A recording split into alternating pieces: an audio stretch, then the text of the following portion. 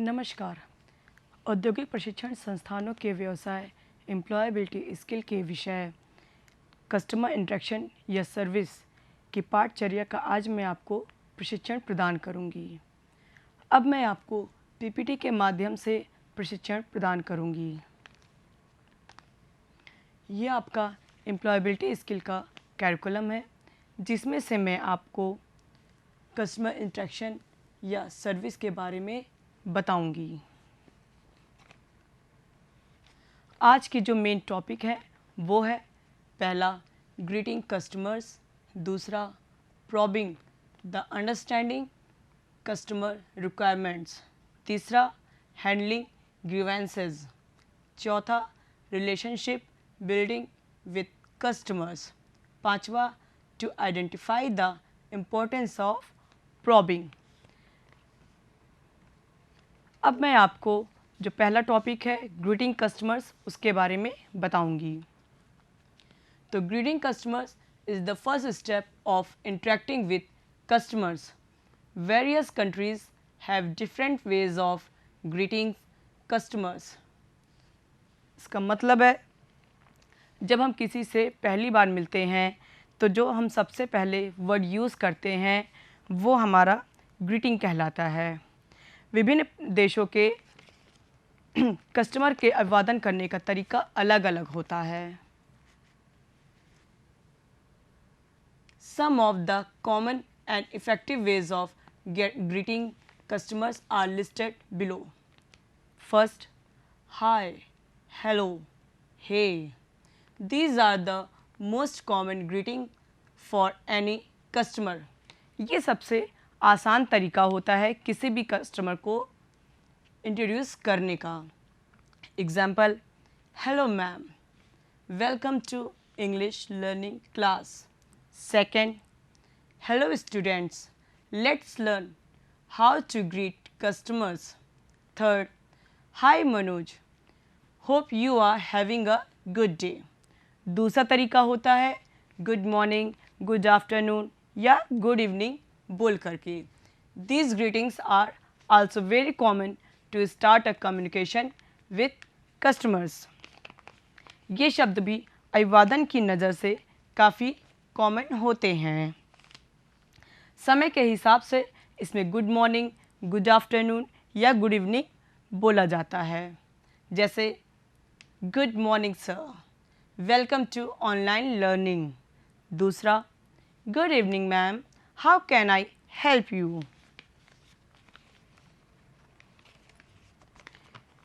फिर है कुछ ग्राहक जिनसे हम पहली बार मिलते हैं तो उनको हम निम्न उदाहरण द्वारा अभिवादन करते हैं। जैसे I am glad to see you, I am happy to see you, I am please to see you. Hello sir, how can I help you. Hello ma'am, kindly let us know your concern. फिर है आपका कुछ ग्राहक जिनसे हम पहली बार नहीं मिल रहे होते हैं, उनका हमारे पास आना जाना लगा रहता है तो उनको हम निम्न उदाहरण द्वारा अभिवादन करते हैं। जैसे पहला है good to see you again, nice to see you again, we are glad to see you again, welcome back sir ma'am.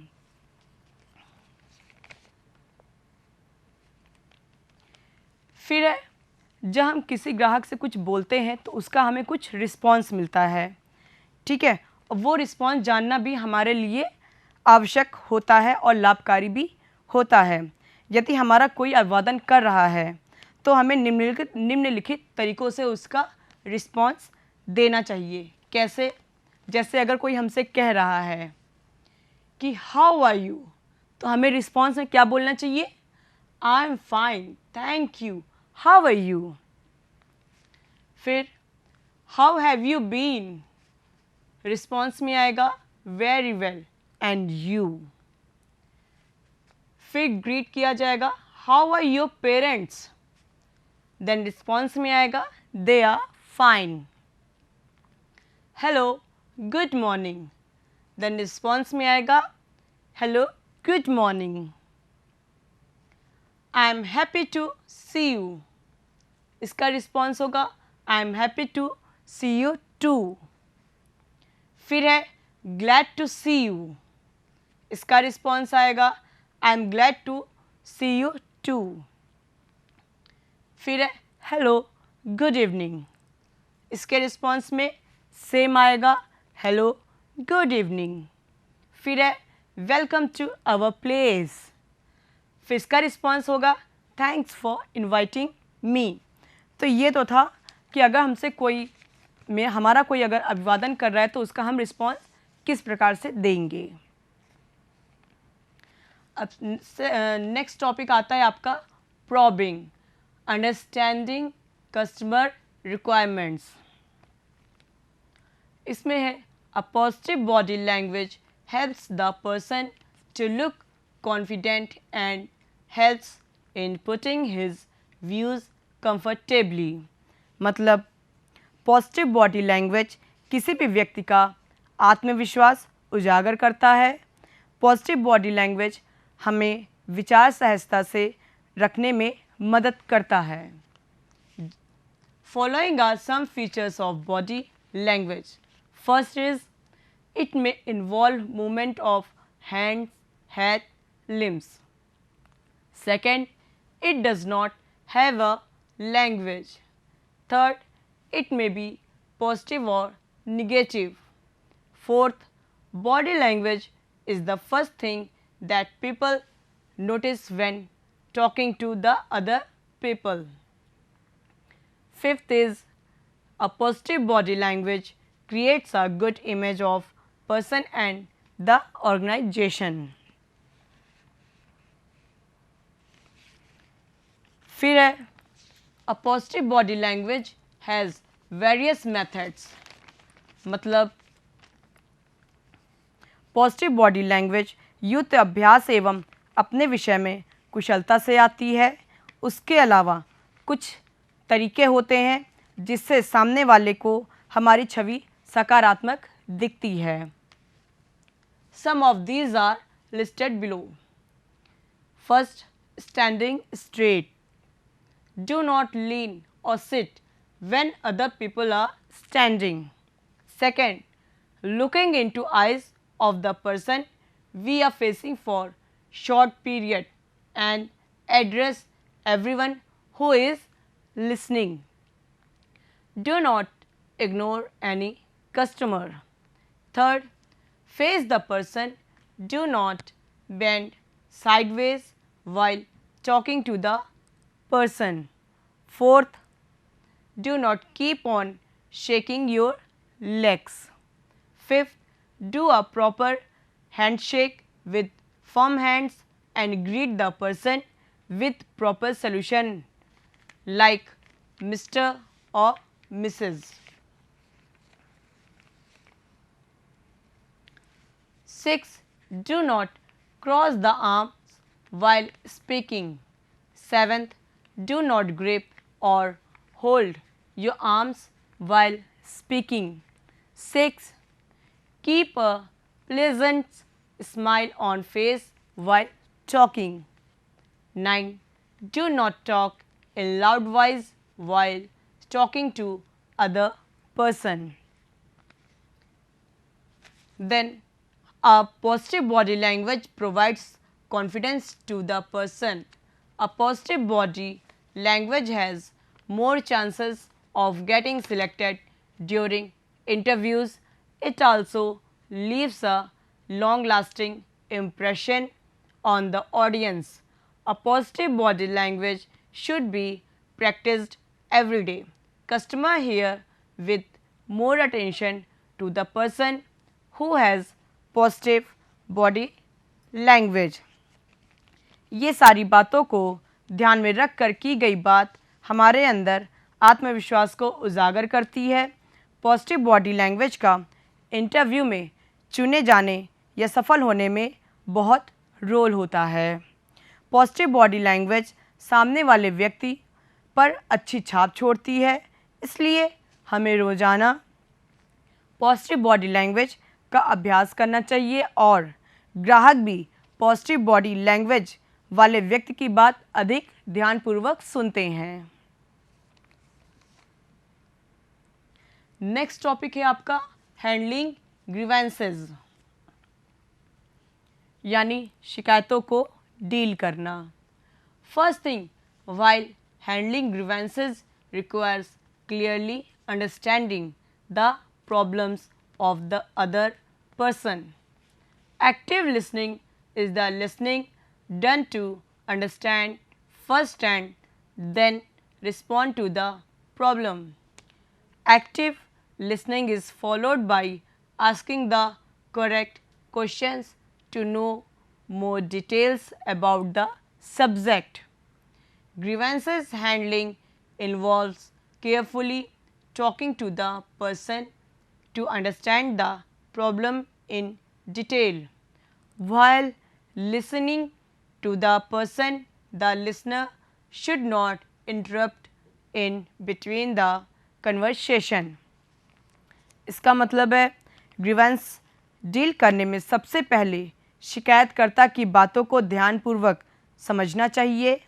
इसके लिए सबसे पहले इम्पॉर्टेंट है कि उसकी बातों को ध्यान से सुने, उसके बाद उससे और जानकारी हासिल करें। जैसे एक डॉक्टर एक पेशेंट से पूछता है, उससे पूरी इंक्वायरी करता है। Next, use of ask listen repeat technique. Ask listen repeat technique is followed by people to carefully handle grievances. Asking questions mean getting clarification on the grievance. Asking question from people can start from below sentence. इसका अर्थ है कि ध्यानपूर्वक प्रश्न पूछना और उत्तर को ध्यानपूर्वक सुनना चाहिए। इस प्रोसेस को हमें तब तक करते रहना चाहिए जब तक हमें व्यक्ति की शिकायत सही से समझ में ना आ जाए। कुछ इस तरह के क्वेश्चन आप पूछ सकते हैं शिकायत समझने के लिए, जैसे can you kindly elaborate more on the situation. Second, can you please let me know other details of the situation. फिर है do you remember more about the problem.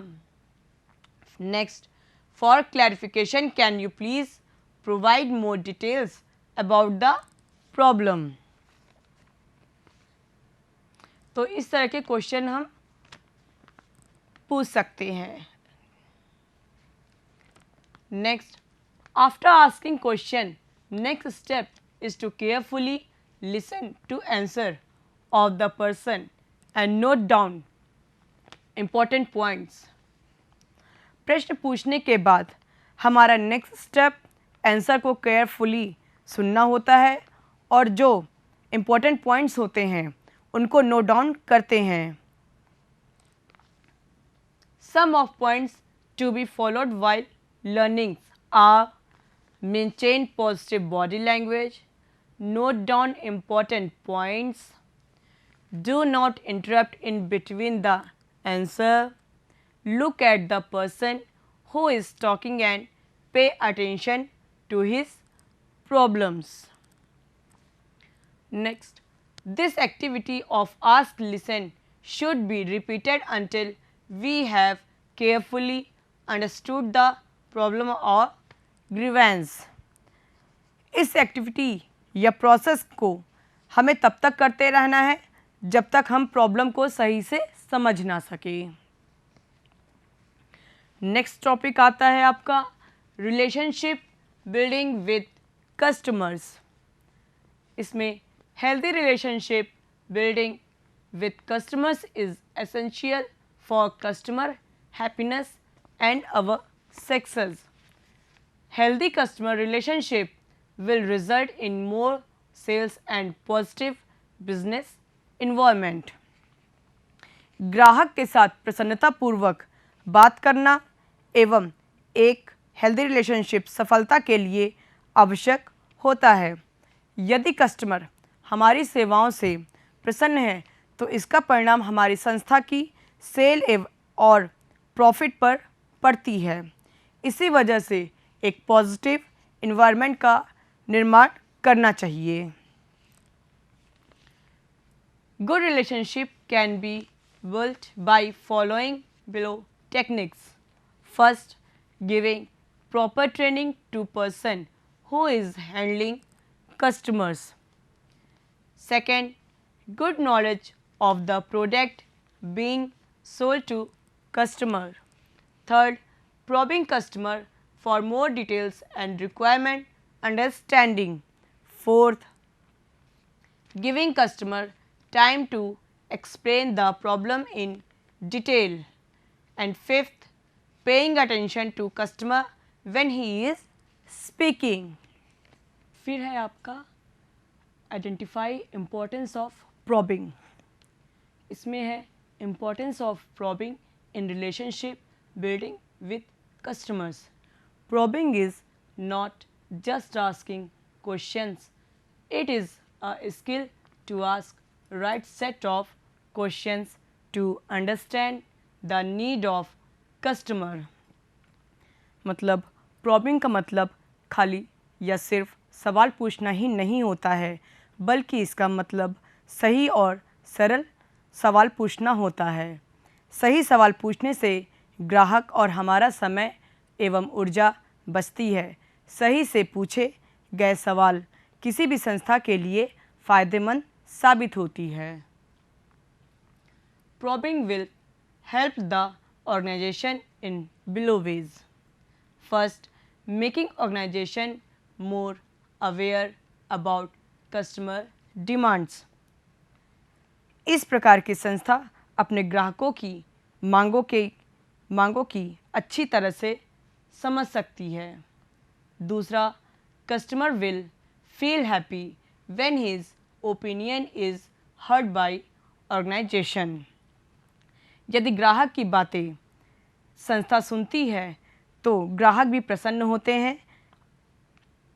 Make the product better, इससे हम अपने product को और भी बेहतर बनाने की कोशिश करते हैं।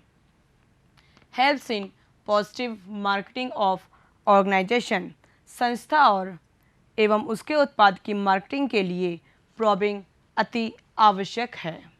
नेक्स्ट है customer will feel more valued by the company. ग्राहक अपने आप को संस्था का एक महत्वपूर्ण अंग समझेगा यदि उसकी बात पर कार्य किया जाए तो। नेक्स्ट है improve the skills of employees. कर्मचारियों के कौशल को बढ़ावा मिलता है और वे स्वयं अपने उत्पाद के प्रति जागरूक होते हैं। मैं एक बार फिर से रिपीट कर दूं। पहला point, making organization more aware about customer demands. Second, customer will feel happy when his opinion is heard by organization. Third, make the product better. Fourth, helps in positive marketing of organization. Fifth, customer will feel more valued by the company. And sixth is improve the skills of employees. Next है आपका probing can be performed through a set of questions which can be open-ended or closed-ended questions. Closed-ended question. What is closed-ended question? The closed-ended questions usually have one word answer. The response in closed-ended question is usually yes or no, true or false. कुछ सवाल ऐसे होते हैं जिनको हम दो प्रकार से पूछ सकते हैं और कुछ सवाल ऐसे होते हैं कि उनके रिप्लाई हम कुछ यस या नो में या फिर ट्रू और फॉल्स में दे सकते हैं। जैसे सवाल को पूछना तो हम दो प्रकार से कर सकते हैं। मैं फिर से रिपीट कर रही हूँ। सवालों का पूछना हम दो प्रकार से कर सकते हैं और कुछ सवाल ऐसे होते हैं जिनके उत्तर कुछ शब्दों में ही दिया जा सकता है। वो कौन से दो शब्द होते हैं? जैसे यस या नो में, ट्रू और फॉल्स में, या फिर हम उनको किसी नंबर में रिप्लाई दे सकते हैं। फिर है उसके एग्जाम्पल हैं, can I help you with this work? Can I help you with this work? Second, are you feeling better today? Are you feeling better today?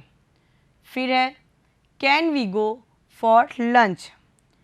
Can we go for lunch? तीसरा है, is the importance of probing clear to everyone? Is the importance to probing clear to everyone?